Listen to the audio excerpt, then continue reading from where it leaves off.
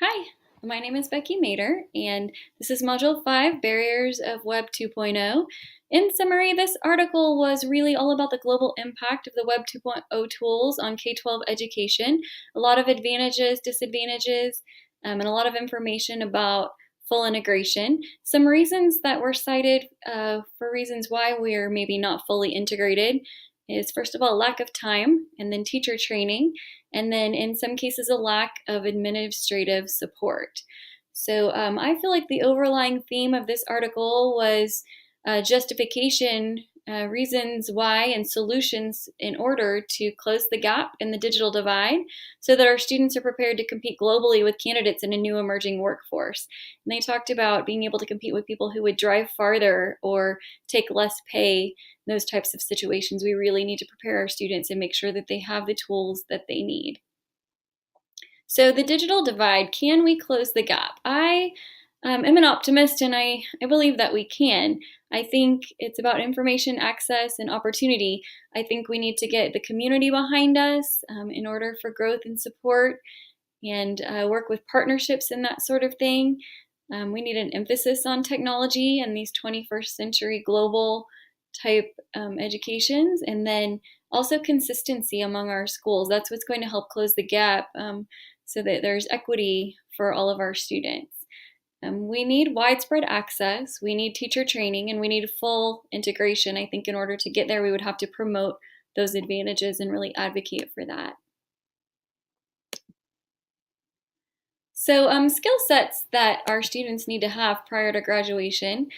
Creativity and innovation, that's definitely key. Critical thinking and problem solving. Next, we would look at communication and collaboration. And I think this is really important for kids to be able to look at each other's work, comment on each other's work, give each other feedback. I think that that is a really, really useful tool in our classrooms today. Flexibility and adaptability is another key. Initiative and self-direction. And I've experienced this myself with some of my students. The integration of technology just really helps us when we're coaching them regarding self-direction and initiative.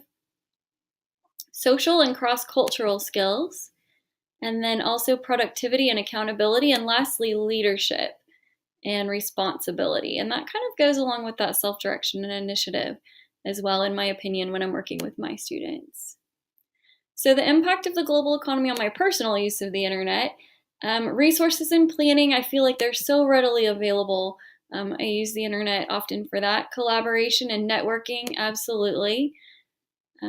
Global connections, and this would be maybe like bringing experts into our classroom, kind of like virtual field trip kinds of things, and ways that we can learn about all kinds of places around the world. And then this could be with families also, because I have kept in touch with several families who've moved away, and we're able to continue to communicate and real world opportunities to share with my other students in that way.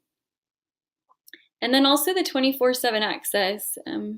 Do a lot of work from wherever I am, professionally and personally. So I really do appreciate that about the internet. And then this one's kind of funny, but I found when I was really thinking about how I use it, I really do a lot of shopping online, which is different from maybe several years back.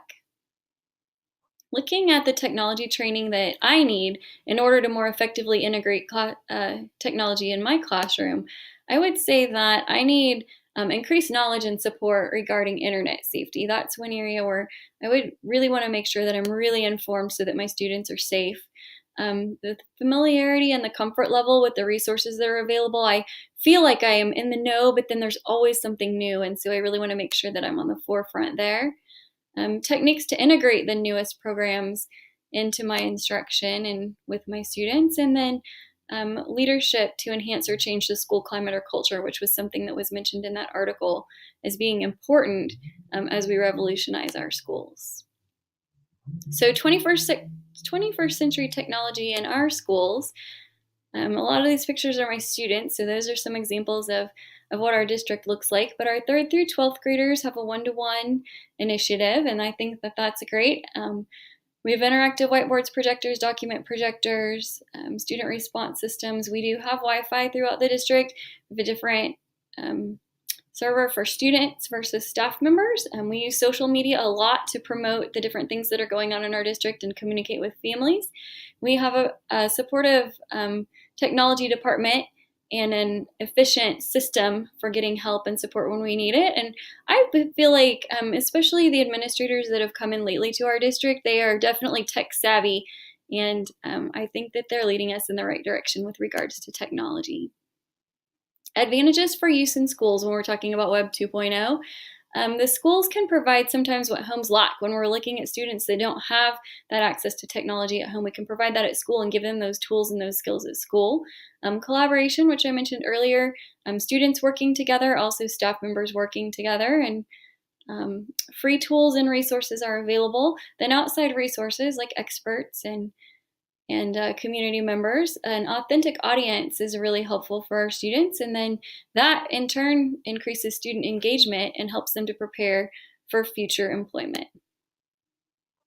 So some of the disadvantages, and I believe we can overcome these obstacles, but one is safety. And I think everyone is concerned about that, and everyone's working towards making sure our students are safe. Some copyright issues, and I've seen that a little bit with my students, but it's really turned into teachable moments with them. Advertising sometimes products that we maybe don't necessarily want them to be seeing. And then dependability, we do have a lot of issues with our devices and Wi-Fi going down. No one really quite knows what to do when the technology isn't working the way that it should. Problems with cyberbullying that I've had personally. I have had some students able, even with our filters, to pull up some images they shouldn't see.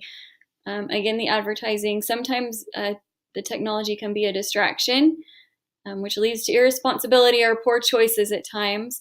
And then sometimes because of that, we are unable to reach sites that are helpful and sites that we want to get to because everything is so protected by the firewall. But I think all of these problems that I've faced with my students have allowed an opportunity for me to coach them regarding ethics and responsibility, helping them to become autonomous learners and developing some independence among them.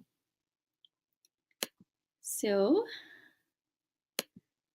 in order to move towards the more widespread access, teacher training, and full integration, and close the gap in the digital divide, these are some things that we need to do. So we need to advocate for the use of these tools in our classrooms. We need to work to improve our overall school culture and climate. And I liked how in the article there were some ideas and some resources that you could use with your administrators. We need to prioritize our goals, maybe kind of take baby steps in the right direction so that it doesn't all seem so overwhelming, and look for effective and efficient ways to enhance and integrate the technology into our instruction.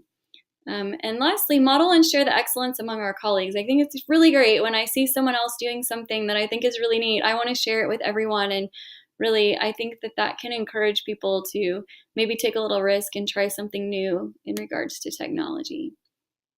So in conclusion, these were the standards that I listed that I feel like were appropriate in this particular task.